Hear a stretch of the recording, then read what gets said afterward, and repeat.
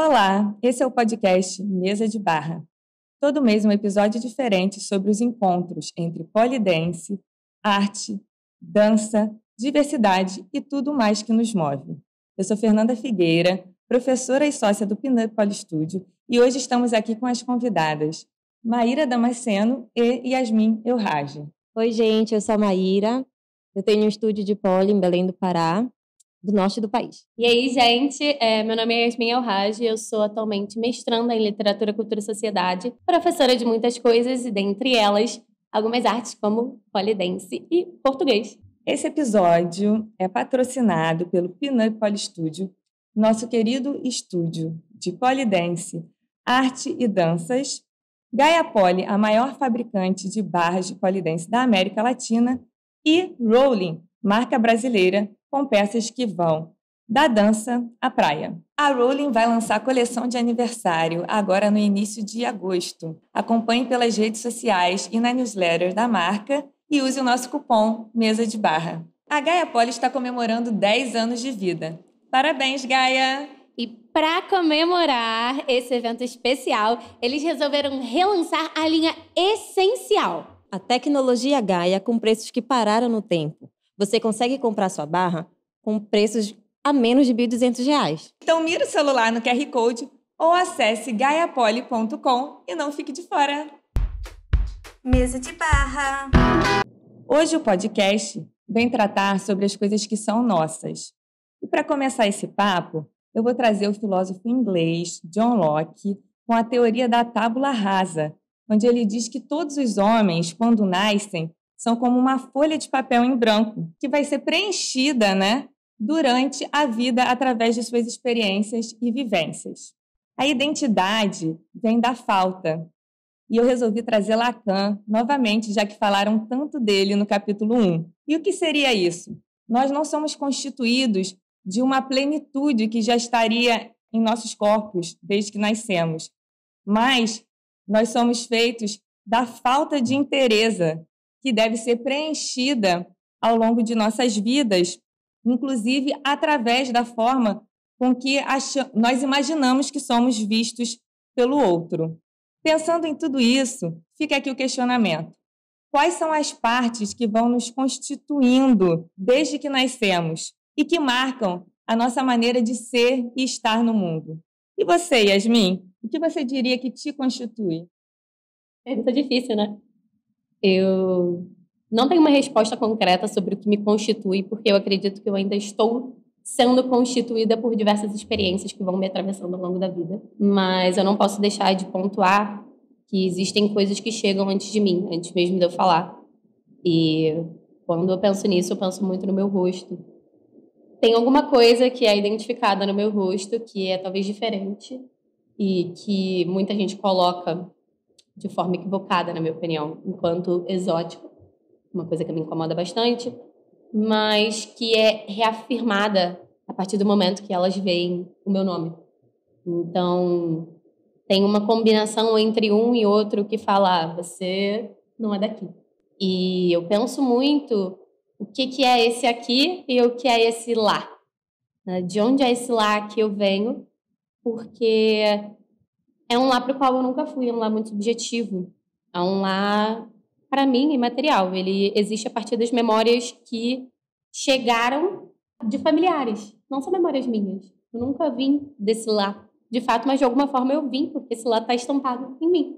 Ao mesmo tempo, esse lá não é um único lugar, porque metade da minha família vem de um lá e outra metade, o lá é o interior de Pernambuco. É interessante como que esse lá ele só existe dentro daquelas relações familiares, dentro daquele espaço físico no qual eu fui criada, que não é o mesmo espaço do qual minha família veio. Então tem uma coisa muito subjetiva, muito deslizante sobre o que é esse lugar de onde eu vim, e ao mesmo tempo tão concreta, porque está ali, porque chega, porque as pessoas identificam, mesmo que eu não coloque enquanto identidade diretamente. E eu demorei, inclusive, muito a reconhecer a minha identidade diante disso. Uma coisa que eu não faria se fosse uns anos atrás é falar de frente para a câmera, porque tem alguma coisa nesse rosto que vem desse lá Sempre me incomodou muito de frente. Por muito tempo eu só tirava fotos assim. E até hoje eu faço isso às vezes sem perceber, quando eu vou dançar, por exemplo. E aí é legal porque esse lá tá sempre na minha cabeça e eu vejo que não é à toa que quando eu entrei no palco da minha formatura, a Dona Ivone Lara cantava eu vim de lá pequenininho.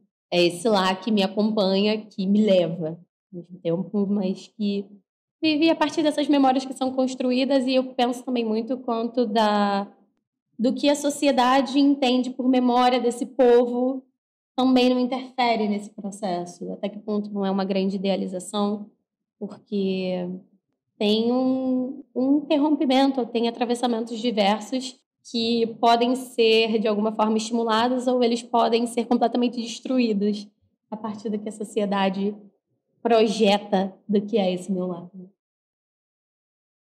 Belíssimo. E você, Maíra? O que você pensa quando é questionada sobre sua identidade? Então, realmente é uma pergunta bem difícil. Eu, como uma mulher amazônida, né, que vim de uma cultura cabocla, indígena, do norte do país, as pessoas elas têm muito essa questão de estereotipar o que é uma mulher da Amazônia. É aquela mulher de rosto indígena e cabelo liso. E eu sou cabocla. Eu sou a mistura do índio com o negro. E tudo isso com relação à memória, que muito tem se falado agora, o que eu trago das minhas heranças, dos meus familiares, da minha cultura, são práticas que vão passando de geração em geração. Então, são coisas muito pontuais que eu vejo que só são minhas. A questão da cura, do remédio com plantas medicinais, que é muito intuitiva. Não tem um livro que você chega e você vai ler o livro e está lá a receita. Não é assim, é bem intuitivo. E de como a minha avó, de como a minha mãe, elas fazem para que eu conheça determinada planta, para que eu conheça determinado remédio, determinado medicamento vindo da floresta, da terra. Quando se fala em questão de estereótipo, né? A mulher é baixinha, né? Menos de 1,60 m, né? Que tem os olhos puxados e um tom de pele diferente. Então, isso para mim nunca foi um problema, porque eu sempre me senti muito valorizada no meu ambiente de família. E aí, quando eu saio e vou para um ambiente de escola, para um ambiente de outros estúdios de poli, por exemplo, isso chama atenção e foi quando eu percebi que eu tinha uma identidade ali que eu precisava transpassar para as pessoas o que realmente me constitui. Eu acho muito legal você colocar isso, Maíra, porque tem uma coisa em comum, acho que em relação ao que você falou com o que eu sinto também, que é aquela chave que vira, que a gente se reconhece a partir desse confronto com o outro, né? E de você olhar, no meu caso sempre foi muito a questão culinária. Eu não fui criada comendo arroz e feijão, fui criada comendo jadra. E eu sempre achei que aquilo era aquilo ali. E que, de alguma forma, todo mundo fazia o mesmo. E aí eu só fui perceber que não era bem assim quando eu fui confrontada com essas outras pessoas. E penso muito sobre como esse confronto se dá, né? Porque geralmente não é leve, não é um lugar de aceitação, mas é um lugar de diferenciação que pode vir à exclusão. Eu acho que eu tornando isso tudo tão doloroso, em vez de se reconhecer como algo valioso, algo rico, algo incrível, algo único. Não, esse único vem para o lugar de colocar a gente enquanto quase que errado, né? A gente se reconhece e é convidado a se retrair. Que bom que a gente não faz isso, né? Exato, mas aí também, Yasmin, são poucas pessoas que conseguem fazer isso, né? Essa questão de não se retrair. Então, essa parte de se colocar como um estranho e você usar isso como uma forma de resistência é algo que também deve ser passado socialmente. Eu acho que isso a gente faz muito durante as nossas aulas, quando a gente se impõe como professor mesmo. Com certeza. É justamente o resistir, né? É uma palavra que é tão múltipla. E essa resistência, ela pode ser quando você bate seu pé no chão, você se reafirma, e quando você, de alguma forma, também entende que existe um momento de se fechar, se blindar, para assim conseguir se colocar. Sobre isso, né, que vocês estão falando, Realmente porque a identidade, ela se dá pela diferença, né? A gente se reconhece enquanto a gente quando a gente vê a diferença com o outro, né? E aí, puxando esse gancho, né, eu vou falar sobre a questão de que vocês falam de todos esses elementos que eles constituem a identidade de vocês, mas é importante lembrar, né, que eles são apenas algumas das identidades que vocês carregam.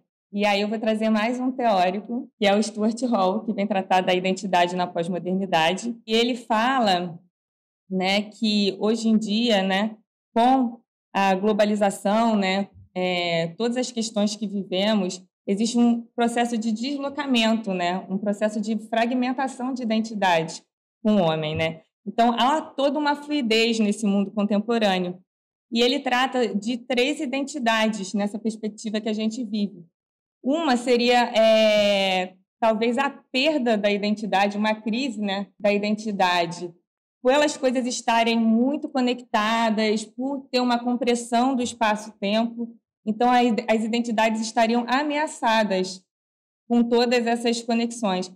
Ao mesmo tempo, ele vem tratar da identidade como uma forma de reafirmação de identidades locais. A globalização também poderia trazer isso, né, para reafirmar essas identidades locais como um processo de resistência. E a terceira questão que ele vem trazer é a questão do hibridismo, que seria um encontro de culturas que traria uma noção de novas identidades sendo criadas. Tudo isso, gente, faz com que a gente não pense essas questões desvinculadas às questões de pertencimento.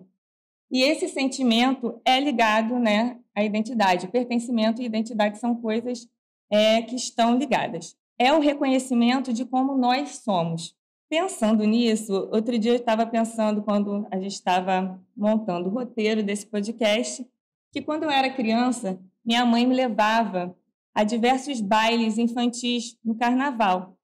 Um dia eu ia de baianinha, o outro dia eu ia de índia, o outro dia de odalisca e por aí vai. Pensando no Brasil, isso acontece pelo fato da gente ser influenciado por diversas etnias ao longo do tempo que formaram o povo brasileiro. E é muito comum esse uso de fantasias que representem algum grupo social nesse período anual. E isso não só no universo infantil, né? Mas também, quando a gente sai no carnaval, a gente vê muitas pessoas se fantasiando. Hoje, né, adulta, eu me questiono sobre essas fantasias e adereços. Muitos deles que são, inclusive, elementos utilizados como resistências por certos grupos sociais. Todas essas questões que eu falei agora, elas podem influenciar, podem não, elas influenciam na dança. E a dança, inclusive, pode incorporar elementos de outras culturas, né, na sua prática corporal, mas também tem essa questão das performances, de se vestir com adereços de outra cultura, tentar trazer alguma representação para o palco. E eu queria saber como vocês veem essa questão na dança de incorporação de outras culturas, o que é aceitável, o que não é aceitável. O que você acha, Maíra? Então, você estava falando muito da sua memória quando criança, de que a sua mãe vestia você, né, e tal. A minha mãe, eu não sabia, mas ela nunca gostou de eu voltar do dia do índio com o cocá e a pintura indígena no rosto. E eu não sabia por quê. Era uma coisa que era problematizada, né, em casa. Ela falava, nossa, não, você tá assim e tal, mas eu não entendia. E ela tentava me explicar, eu enquanto criança, que existiam vários povos, que aquilo era uma caracterização muito generalizada. Então, ela falava assim, não, você não é índia, você é a Pocahontas, porque Pocahontas é um personagem da Disney que estava lá né? Então, você é a Pocahontas. Então, até hoje ela me chama de Pocahontas, assim, a minha Pocahontas. Ela não curtia muito quando me fantasiavam de índia. Mas eu amava, no colégio, a Índia, a gente vai contar, fazer uma apresentação sobre a lenda da Vitória Régia. Quem vai ser a Índia? Vai ser a Maíra, que é a Índia. Mas se fosse a Yara, que era a sereia era branca dos olhos claros. Eu não era convidada para ser a Yara. eu era índia, né? A gente vai falar sobre o dia do folclore no colégio, e aí nós vamos falar sobre a lenda do açaí. Eu era índia, eu nunca era a forasteira que chegava lá e tal. Então, depois, realmente, que eu fui entendendo essa problematização e sempre mediada pelas falas da minha mãe, principalmente da minha mãe e do meu pai, de tentar desvincular mesmo essa imagem e começar a problematizar isso. Nunca dancei de índia, depois de adulta, assim, por essas questões. Assim, eu participei de um espetáculo vestida de indígena e o nome do espetáculo era étnico. Então, tinha um contexto, tinha toda uma questão, e eu ainda não tinha dançado um solo. E eu lembro que dessa vez a professora insistiu para eu dançar. Não, você tem que dançar um solo, você precisa dançar um solo. Eu não estava preparada para dançar um solo. Por que a professora me colocou no palco? Hoje eu entendo que ela tinha me colocado no palco porque visualmente eu representava, né, a parte indígena do espetáculo étnico. Mas o quanto isso é problematizado, as pessoas não têm noção. No norte do país, eu tenho certeza que Belém tem, Manaus também tem. A gente tem uma matéria no ensino fundamental chamada Estudos Amazônicos. Então, a gente estuda como a Amazônia ela foi incorporada, né, através da globalização, a construção de estradas, a exploração dos minérios, a exploração do látex, né?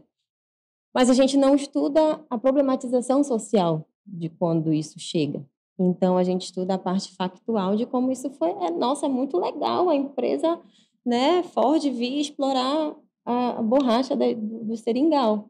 Tá, e esses seringaus, eles estavam onde? Que parte da floresta? Que povos viviam nessa floresta para poder ter essa exploração, para poder... A que custo chegou todo esse desenvolvimento? Eu digo isso porque, por exemplo, eu tenho a influência de uma cultura indígena, mas eu não sei qual é o meu povo. Porque chegou um momento da história, em algum momento, muito tempo atrás, que houve um extermínio. Então, assim, o meu nome, meu sobrenome, ele vem de 2 troncos linguísticos, né, europeus, né, Alves Damasceno, vem de Álvares e de Damasco. Por quê? Por que eu não podia ser Maíra da minha ancestralidade, de onde meu povo poderia vir? Porque a gente simplesmente não sabe de onde a gente vem. E aí a gente vai carregando essas memórias de acordo com o que a gente vai vivenciando, que foi passado do meu tataravô, do meu avô, do meu bisavô. E aí isso vai fazendo com que a gente consolide a nossa cultura, a nossa identidade a partir dessas vivências e dessas memórias. E é muito interessante. Então, quando você fala assim, até onde a pessoa pode dançar de indígena, vestida de índio no polidense, eu não sei te dizer porque eu não vim de uma tribo. Eu vim de uma cultura indígena, mas eu não vim de uma tribo, eu não vim de um lugar onde as pessoas elas ainda mantêm essas tradições. Então, é uma coisa que me afeta, porque eu não vim dali, porque em algum lugar isso foi tirado de mim, em algum momento atrás.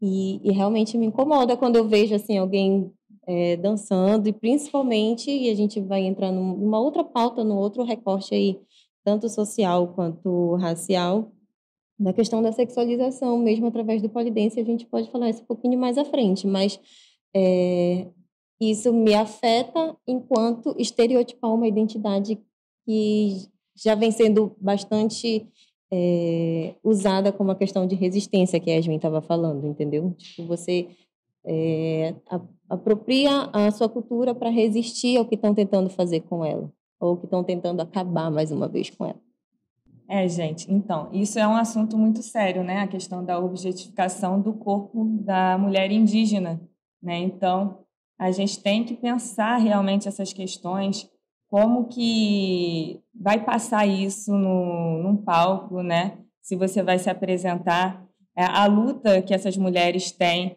para desvincular uma coisa, às vezes a gente não para refletir sobre a memória que aquele povo teve, né? Você pensa, vou fazer uma homenagem.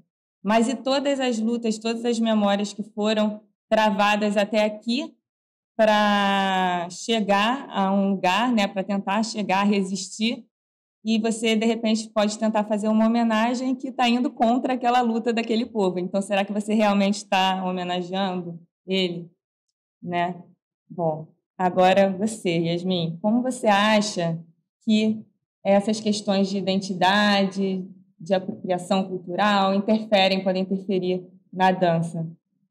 Uma coisa que a Maíra colocou, eu acho que é o que a gente tem que começar mesmo, é pensar que para tantos de nós, em tantos contextos distintos, foi negado conhecer a nossa própria história. Eu fico também emocionada pensando sobre isso, porque, assim, a minha história se dá a partir de memórias emprestadas num grupinho muito pequeno, aquele grupo restrito da minha família, né? Que a gente falou que se dá pela música, pela culinária, pela dança. E o que eu tenho de fora é pautado em estereótipos extremamente restritivos, reducionistas e problemáticos. E aí causa um incômodo que a gente não consegue nem nomear de onde vem, porque foi tirado da gente o direito de nomear as coisas como elas são. Porque foi tirado da gente o direito de estudar nossa própria história. Gente, o que é que eu sei da minha própria história? Do que eu sei da diáspora árabe? O que eu sei? Eu sei a história do meu avô. Para antes do meu avô, eu mal sei o nome das pessoas. Sabe?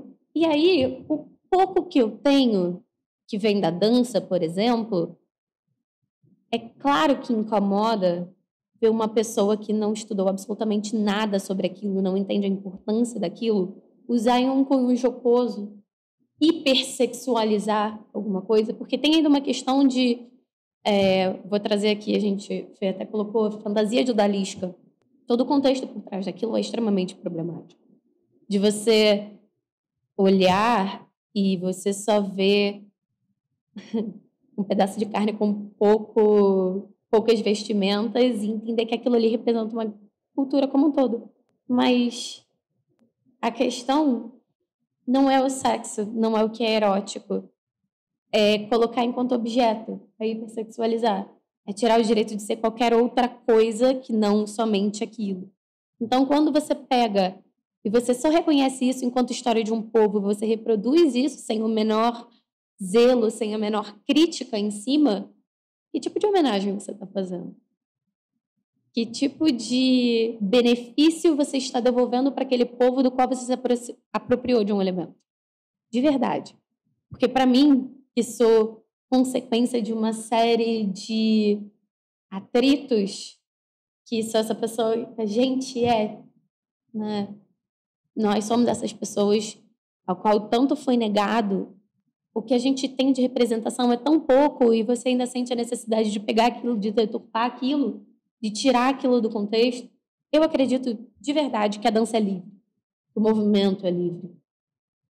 Mas a dança, muitas vezes, ela vem atrelada a uma resistência cultural, a símbolos, às vezes até religiosos. Você pegar um símbolo religioso, tirar ele de contexto e transformar ele meramente estético, é o que o Rodney Williams coloca enquanto apropriação cultural, e é isso que só arranca da gente um pouco que a gente tem. Então, eu acho que cabe considerar tudo isso que você tem para devolver para essa dança que, teoricamente, tanto te deu, para esse movimento que tanto te trouxe, é você arrancar até não sobrar nada. Será que não é mais interessante você estudar, você respeitar, você pisar devagarinho onde você está chegando, ver até onde vai? E acho que o incômodo vai bater diferente para as pessoas, porque enquanto indivíduos inseridos em determinada cultura, nós somos complexos e diferentes, e a gente pensa diferente. E vai ter gente que vai achar que é ok, mas vai ter gente que vai se incomodar. Então, eu pergunto, para quê? Fê me lembrou uma questão também assim, de carnaval, né, de fantasia. Eu, no carnaval desse ano, comecei a sentir incômodos muito grandes que não tinham me batido até então. Porque por eu ter tão poucas referências da minha cultura por aí, eu aceitava a migalha que vinha. Eu cresci vendo Clone. Eu cresci falando, Inshallah. E, de alguma forma, aquilo ali foi positivo para mim, porque era o que tinha.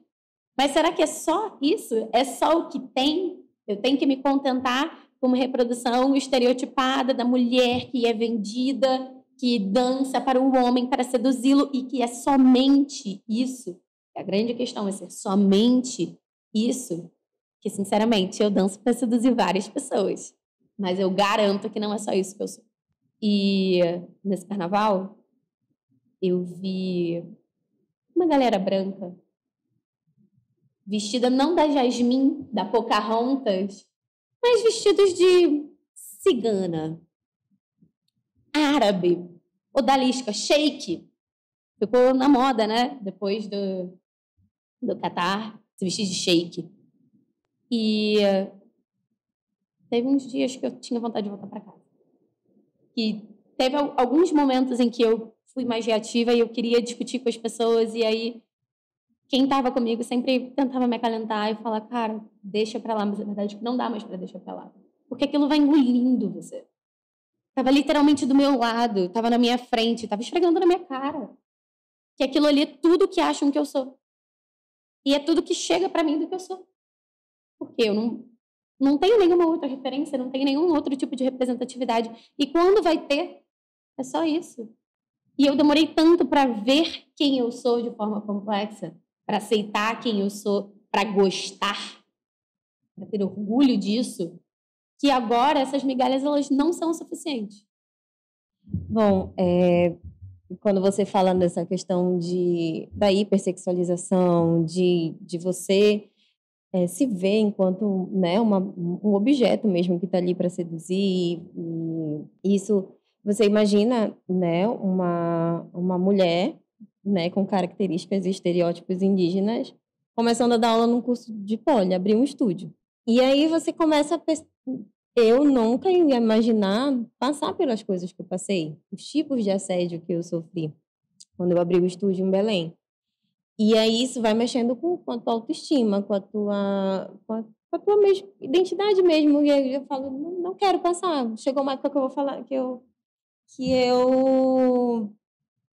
fui assediada a um ponto que tentaram me sequestrar porque eu dava aula de poli, e porque eu dava aula de polidense, eu era, né, prostituta e iam me levar dali.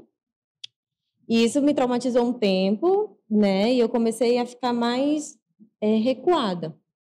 E aí, o polidense foi crescendo em Belém, vários outros estúdios foram abrindo e tal, e as donas dos outros estúdios começaram a dar aulas também, só que nenhuma delas tinha as mesmas características que eu tinha. Então, eu comecei a ser referência do polidense sensual, porque os outros estúdios trabalhavam poliesporte e eu trabalhava polissensual, como se tivesse realmente alguma diferença nesse sentido. E eu fui realmente referência a um tempo de questão de objeto mesmo. E aí, quando eu comecei a fazer o festival, a pensar num festival, né, em Belém, de poli, eu quis colocar uma categoria chamada... A gente vai fazer o poliregional. O que é o poliregional? A gente vai trazer elementos da região. Ninguém conseguiu pensar em dançar o polidense com uma música regional. Ninguém. Estava todo mundo... Não, vou dançar. A gente tinha categorias. Então, tinha a categoria cabaré, tinha a categoria lírica e tinha a categoria regional. E ninguém se inscreveu, assim. Os outros estúdios não se inscreveram. Só teve 2 apresentações regionais, que foi eu e uma aluna minha de uma coreografia que eu montei. Porque ninguém queria dançar de índio. Vocês estão entendendo? Então, tipo, essa questão de... eu não vou me mostrar no palco vestida de índio. E eu não dancei. Acho que eu dancei mais vestida de todas as apresentações. E essa questão de estudar, de você ter uma consciência do que você vai apresentar para as pessoas, do que você vai representar para as pessoas também é importante. E é isso, a gente vai sendo, Yasmin, resistência a partir disso, da nossa prática. Então, a gente se incomoda, o que a gente, enquanto professor, enquanto semeador, não só de informações, mas de exemplos, o que a gente vai fazer a partir disso? Você faz isso na sua aula, eu faço isso na minha, e a gente vai contra, né? Tudo aquilo que incomoda a gente de uma maneira ruim. Falando dessa questão do poliregional, você me desperta, assim, várias recordações em relação à minha pesquisa particular dentro da dança, porque, como eu coloquei lá no início, eu sou árabe e brasileira. Demorei muito a me reconhecer enquanto uma, mais ainda me reconhecer enquanto outra, mais ainda para entender que existe uma combinação aí, uma pluralidade. E aí, atualmente, eu só consigo dançar músicas em português ou em árabe. E eu consegui, de alguma forma, eu estou começando a conseguir, para ser sincera, porque eu acho que seria muito presunçoso da minha parte falar que resolvi o problema, porque não, ele nunca vai ser resolvido. Mas dentro da minha pesquisa no burlesco, que é o que eu agora estou começando a trazer para o poli, eu criei minha persona, que é a Hel Raj. E a Hel Raj, ela tem uma tagline, que é o que é sempre repetido quando eu vou entrar no palco, que fala que ela é nascida na encruz entre o Saara e a Lapa. Bem pertinho de onde eu moro também, umas referências ao Rio de Janeiro. Mas, para além disso, foi a minha forma de encontrar na dança resistência. E pertencimento, e identidade, e complexidade, pluralidade. Então, a dança que, para a gente, deveria nos ajudar a autoafirmar, a reafirmar alguma coisa, às vezes, se ela vem desacompanhada da autocrítica, dessa reflexão, ela acaba indo só para o lado de afastar. Né? Caramba, eu vou dançar tudo isso aqui em inglês, bem genérico. E, puxa, tem tanto mais do que isso no mundo. Eu fico feliz que tem o seu trabalho, tem um pouquinho do que eu tento fazer também, de trazer para o palco o que a gente é, a liberdade de ser o que se é. Bom, sobre essa questão que a Yasmin estava falando, que ela falou, eu sou árabe, mas eu sou brasileira também. A gente pode retornar aí a essa ideia do homem, né, fragmentado, né? Porque nós somos constituídas por nossas diversas identidades de tudo, né, dos grupos que nós vivemos. Então, por exemplo, nós temos uma identidade nacional, nós temos uma identidade enquanto mulheres, nós temos uma identidade enquanto polidenses, né? E isso tudo também pensando nas questões das performances. Eu estava pensando aqui que quando você vai apresentar, por exemplo, num palco, alguma coisa de outra cultura que não a sua, uma problemática, inclusive, que pode ser trazida em relação a isso por que, às vezes, uma pessoa branca vai dançar uma música ou algo de uma cultura árabe ou algo de uma cultura do negro? Por que isso passa a ser legitimado e a ser visto como valorizado, bom, e quando é feito pelos próprios corpos, né, pelas próprias pessoas que vêm daquela cultura, aquilo não é tão legitimado assim? Uma coisa que é muito debatida, por exemplo, quando a gente fala em apropriação cultural, para exemplificar a questão do turbante, por exemplo, né? O turbante sempre foi usado, sempre teve essa prática, mas por que isso passa a ser mais legitimado quando é feito pelo corpo do branco, passa a ser vendido, e aí a gente entra também para uma questão da mercantilização da indústria cultural, né? Por que uma coisa passa a ser legitimada mais quando é feita por uma pessoa do que pelos próprios povos que criaram aquilo? Por essas minorias, que no caso, minoria, o nome não é de minoria, de poucas pessoas, né? Mas por esses grupos sociais, né? Fica aí esse questionamento, né? E pensar realmente no nosso papel enquanto polidense, dançarina, artistas, professoras, né? Como a gente tem que estar atento às mensagens que a gente vai passar, né? Tanto mensagens através do corpo, através da imagética mesmo, né? Dos simbolismos que a gente vai utilizar, como através do discurso, porque a gente também está na sala de aula e cabe a gente não somente ensinar movimento, mas também movimentar através da fala. Então, sempre que eu estou dando uma aula, por exemplo, eu procuro discutir algumas coisas, falar, não somente passar uma sequência coreográfica, digamos assim. Então, é preciso cuidado, né? É preciso zelo, é preciso respeito, enquanto a gente vai pensar nessas questões. E aí vocês entraram também para a questão do regional. Uma coisa que a gente pensou em trazer para esse podcast é a questão da polarização da identidade, da nossa identidade enquanto polidense, né?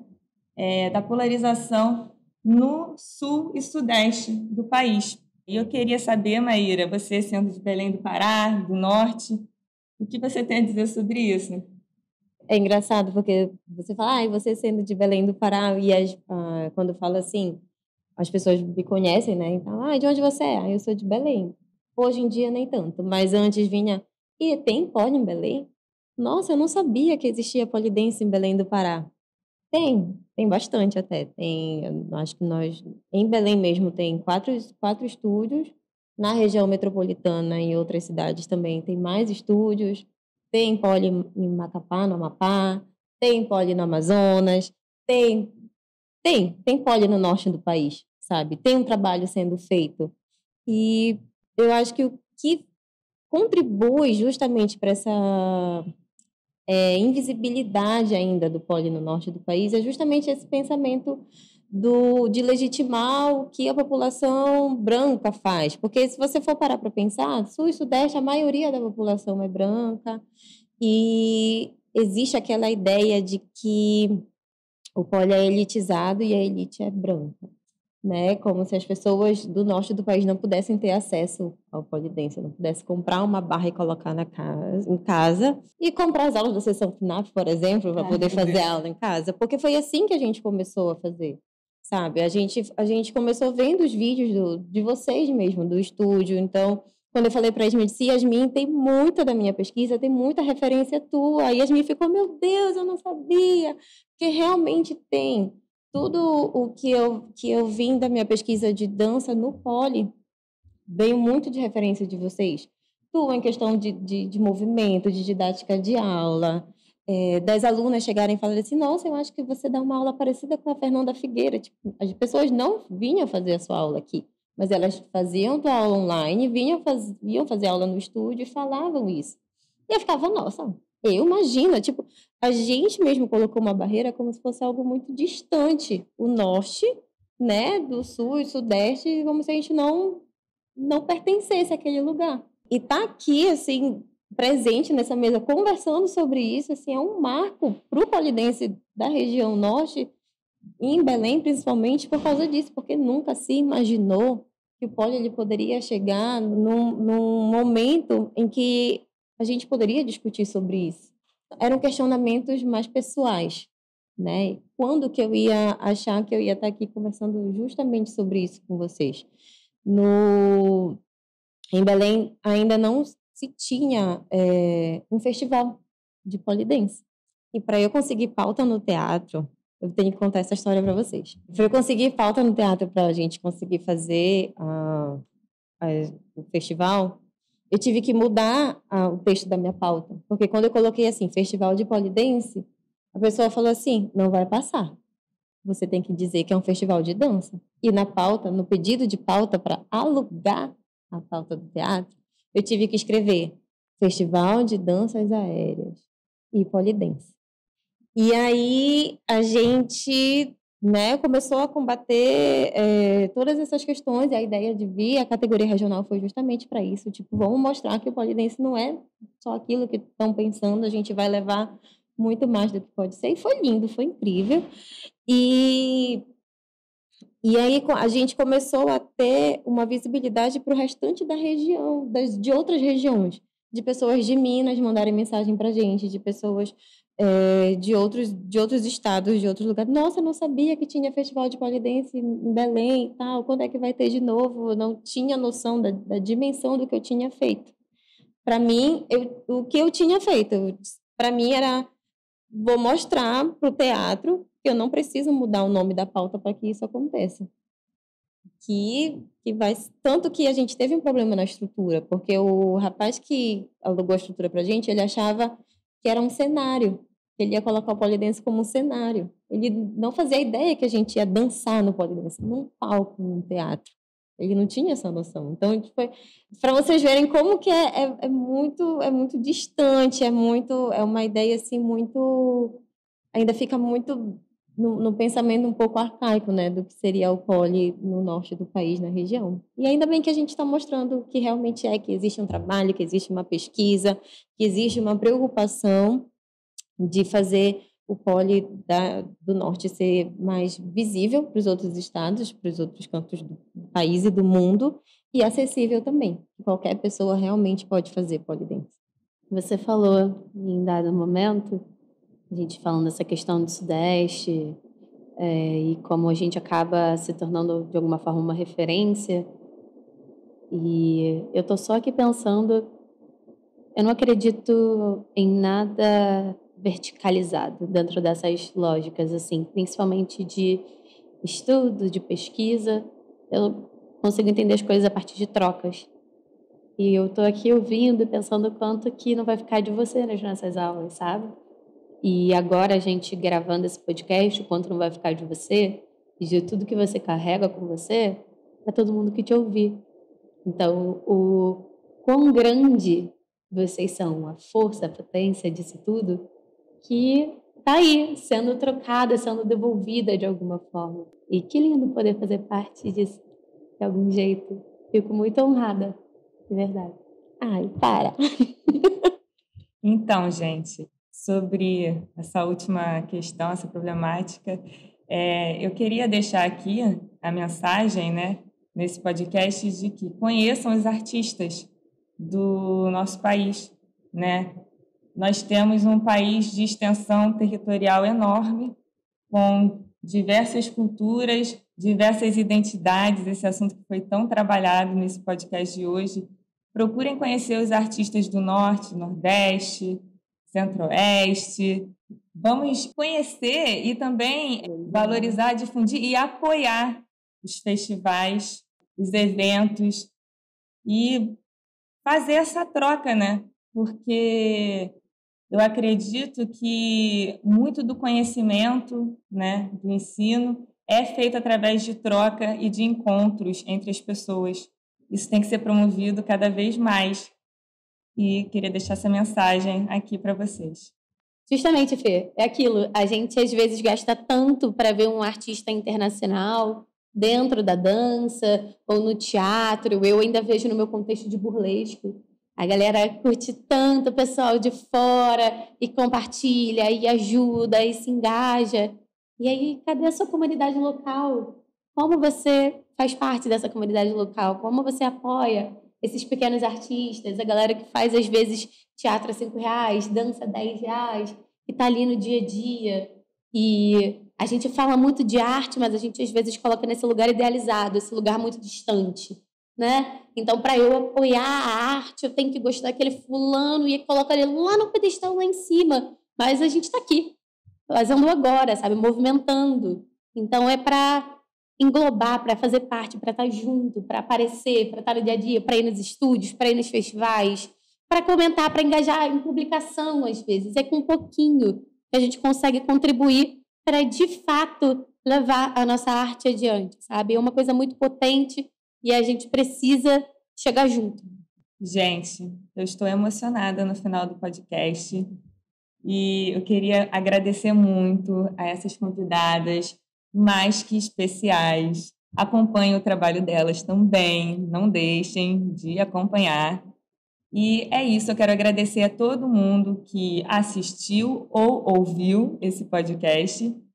E a gente vai trazer mais assuntos e mais temáticas aí para frente.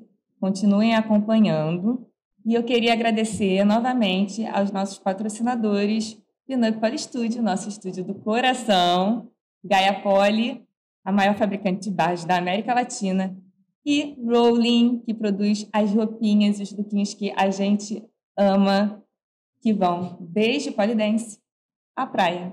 Tchau, gente. Um beijo. Tchau, tchau. Que delícia. Beijo. Obrigada por estar aqui.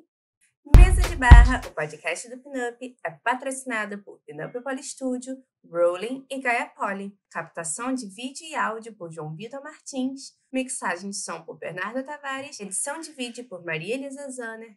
E design de Laís Ribeiro. Para dúvidas, sugestões ou comentários, envie um e-mail para mediapinup@gmail.com.